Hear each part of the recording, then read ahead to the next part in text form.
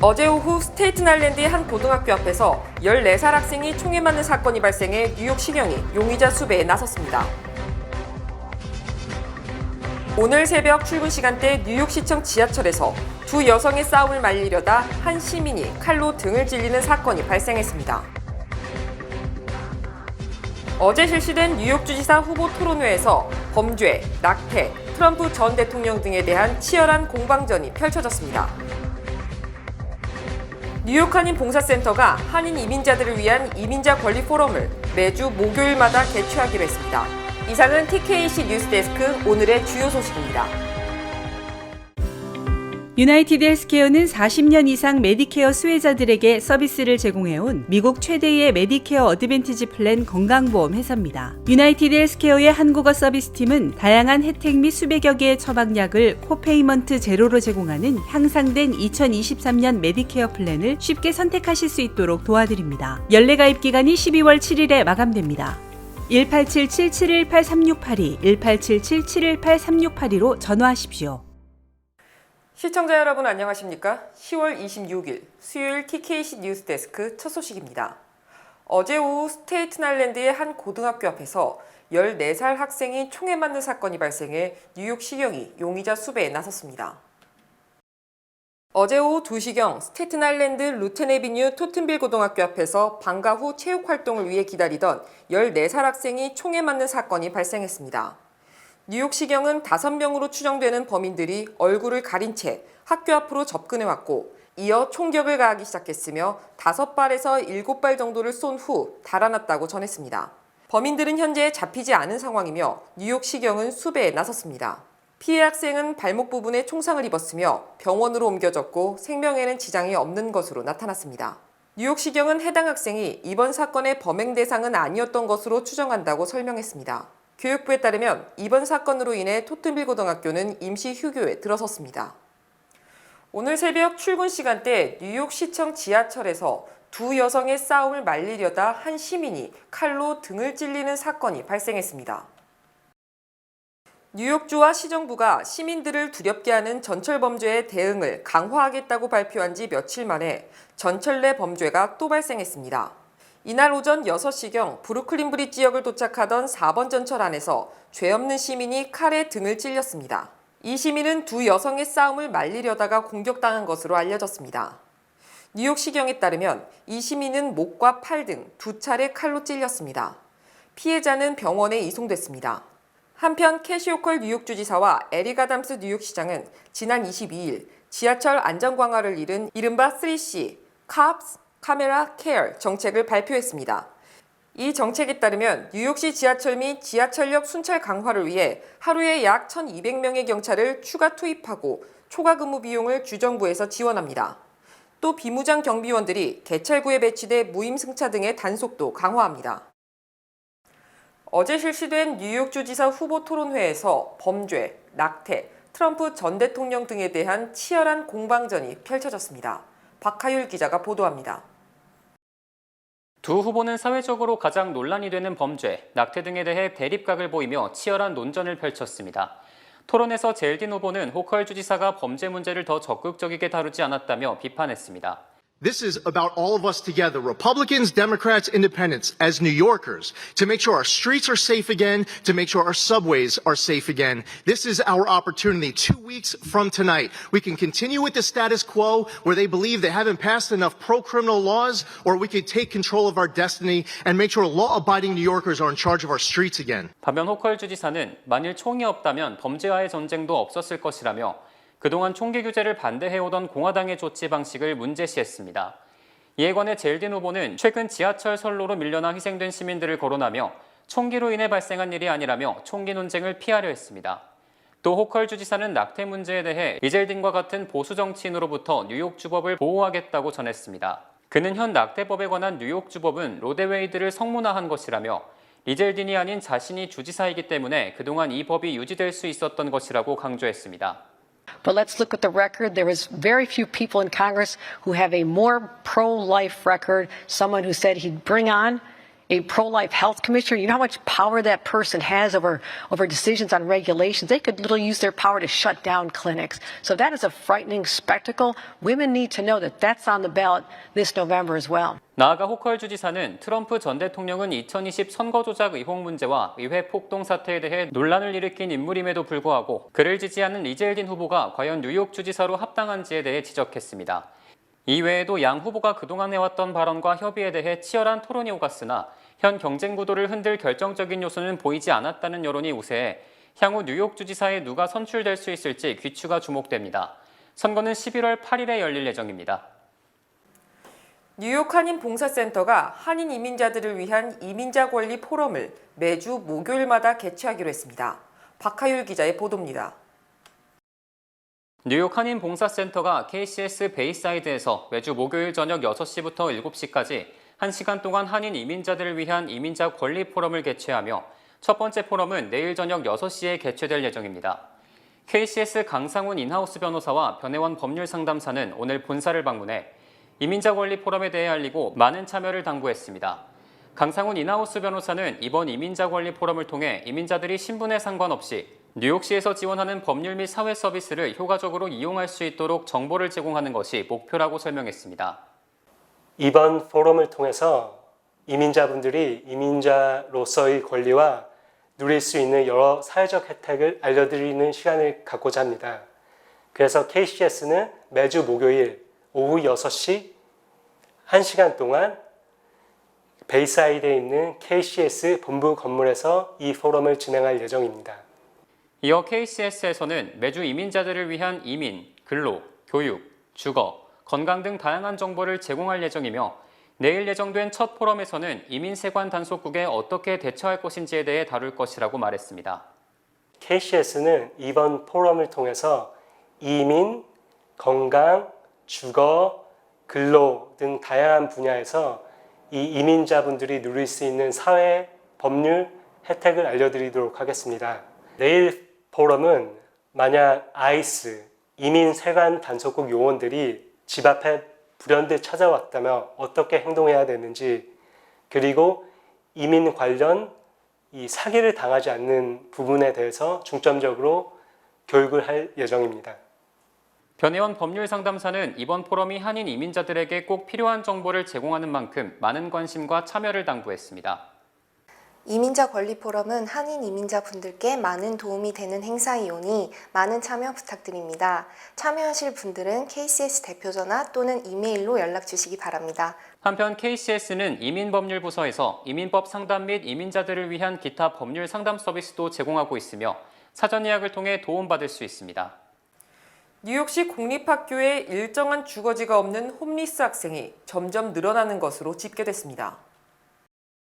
어린이 권익공호단체는 2021에서 2022학년도 뉴욕시 공립학교 재학생 중 일정한 주거지가 없는 홈리스 학생이 무려 10만 4천 명에 달했으며 이는 1년 전보다 3.3%가 증가한 것이라고 밝혔습니다. 또 2만 9천 명 이상의 학생이 홈리스 쉘터에서 기거한다고 밝혔으며 특히 5,500명은 차량이나 공원, 버려진 건물 등 집이라고 부르기 힘든 곳에서 생활하고 있다고 설명했습니다. 이외에도 경제적 어려움으로 주택을 잃고 친척집이나 친구집에서 생활하는 학생도 많은 것으로 드러났습니다.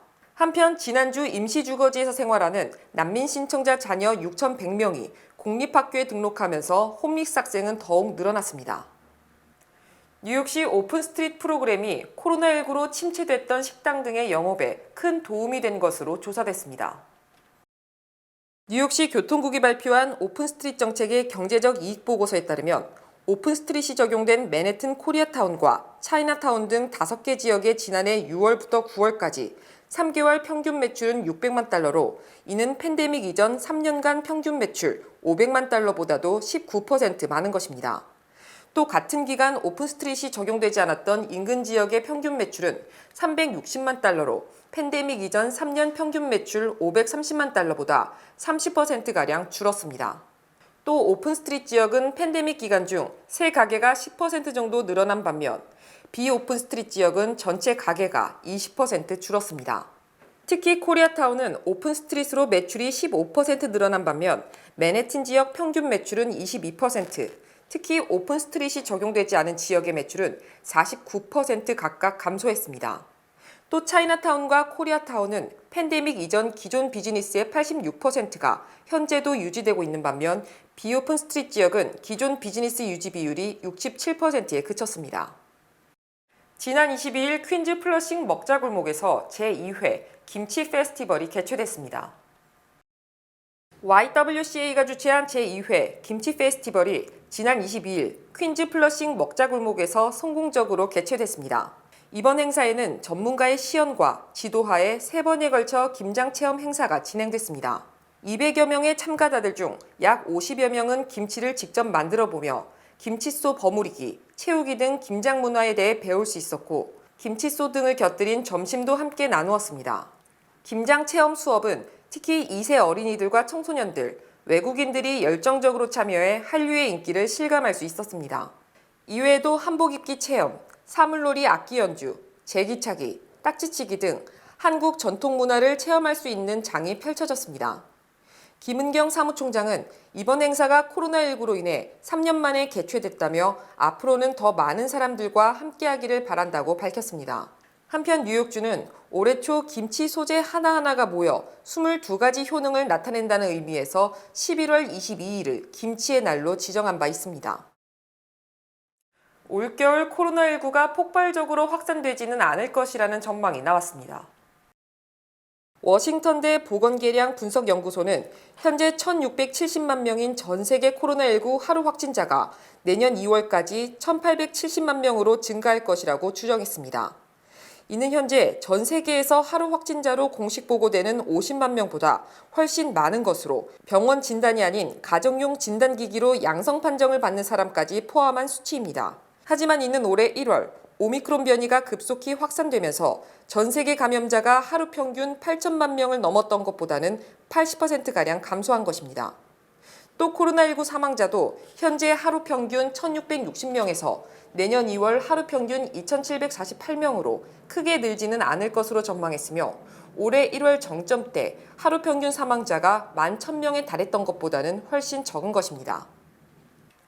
중간선거가 2주 앞으로 다가온 가운데 공화당이 연방 하원 선거에서 민주당보다 9석 많이 얻어 다수당이 되고 상원 선거는 현재처럼 양당 동수가 될 것으로 전망됩니다. 선거 전문 분석기관인 쿡이 어제 기준 중간선거 판세를 분석한 결과 연방 하원 선거에서 공화당이 민주당 의석 9석을 탈환하고 2석을 잃어 7석을 늘림으로써 212석을 확보할 것으로 추정했습니다. 또 현재 접전지 31곳 중 공화당이 우세한 곳 10곳에서 승리를 거둔다면 전체 222석을 확보, 213석에 그친 민주당을 9석 차로 누를 것이라고 전망했습니다. 공화당 의석 222석은 연방 하원 과반수인 218석보다 4석 더 많은 것이며 공화당이 다수당이 되면 바이든 대통령은 국정 운영에 동력을 잃게 돼 혼란이 가중될 것으로 보입니다. 반면 올해 100명 중 35명을 새로 뽑는 연방 상원 선거에서는 50대 50 동수가 예상되며 당연직 상원 의원인 카말라 해리스 부통령이 캐스팅 보트를 행사, 결국 민주당이 상원을 장악할 것으로 전망됩니다. 현재 상원 선거구 35개 지역 중 민주당이 방어해야 할 선거구가 14개인 반면 공화당이 현직인 선거구는 21개에 달하기 때문에 민주당이 다소 유리한 상황입니다. 특히 민주당이 현직인 조지아 네바다주는 공화당이 우세하며 공화당이 현직이지만 민주당이 우세한 지역이 펜실베니아, 위스콘신주 등 4개에 달합니다. 미국인들이 은퇴에 필요하다고 생각하는 자금이 125만 달러로 조사됐으며 이는 1년 만에 무려 20%가 늘어난 것입니다. 노스웨스턴 뮤추얼 펀드가 2,381명을 대상으로 조사한 결과 미국인들이 생각하는 적정 은퇴 연령은 64세로 1년 전 62.6세보다 1년 반 정도 늦춰졌고 은퇴에 필요한 자금은 125만 달러로 1년 전 조사 때보다 20% 급증했습니다. 하지만 미국인들이 은퇴를 대비한 세이빙 계좌 예금고는 86,869달러로 지난해보다 11% 줄었습니다. 또 미국인들은 보통 은퇴 자금의 60%는 주식, 40%는 채권에 투자하고 있지만 주식과 채권이 이달 중순 기준 100년 만에 최악의 수익률을 기록함에 따라 은퇴 자금이 급감한 것으로 조사됐습니다. 이번 조사에서 응답자의 59%는 은퇴 자금을 모으기 위해 은퇴 시기를 연기했다고 답했으며 45%는 치솟는 의료 비용과 특히 예상치 못한 의료비 지출을 가장 우려한다고 답했습니다. 주요 단신 전해드립니다. 서부 시간 어제 오전 11시 42분쯤 캘리포니아주 실리콘밸리 동쪽 10마일 지점에서 규모 5.1의 지진이 발생했으며 이는 2014년 이후 최대 규모 지진으로 건물이 흔들릴 정도의 충격이 감지됐습니다. 맨해튼에서 어린이용 극장을 운영하는 비영리 단체 대표가 지난 2018년부터 2021년까지 공금 약 15만 달러를 횡령한 혐의로 연방검찰에 기소됐습니다. 지난 24일 새벽 뉴욕주 버팔로 지역의 10대 5명이 틱톡에서 유행하고 있는 현대 기아차 훔치기에 도전, 기아차를 훔쳐 과속으로 다니다 4명이 숨지는 대형 참사가 발생했습니다. 지난 17일 오후 5시 반 퀸즈 레고파크 157중학교에서 한 남성이 벤 트럭으로 여학생 등을 납치하려 한 사건이 발생, 학교 측이 학부모들에게 이 사건을 알리고 각별한 주의를 당부했습니다. 통일교가 운영하는 편의점 체인으로 잘 알려진 와와가 필라델피아 지역에서 안전을 이유로 2개 매장을 폐쇄하기로 했으며 다른 매장은 영업시간을 줄이기로 했습니다. 맨해튼 허드슨 리버 그린웨이 조깅로에서 지난 9월부터 권총 등으로 위협, 여성 3명을 성추행하고 금품을 빼앗은 32세 남성이 어제 검찰에 기소됐습니다. 올해 75세인 밋 롬니 유타주 출신 공화당 연방 상원의원이 2024년 선거 불출마가 유력한 가운데 유타주의 파크시티 스키리조트 인근 저택을 이달 중순 1,150만 달러에 매도한 것으로 확인됐습니다. 한국중부발전이 텍사스주 콘초밸리 850만 평 부지에 2억 1천만 달러를 투입, 160메가와트 규모의 태양광 발전 설비 구축을 완료하고 투자 유치에도 성공했다고 밝혔습니다. 10월 26일 수요일 TKC 뉴스데스크 여기서 마치겠습니다. 시청해주신 여러분 고맙습니다.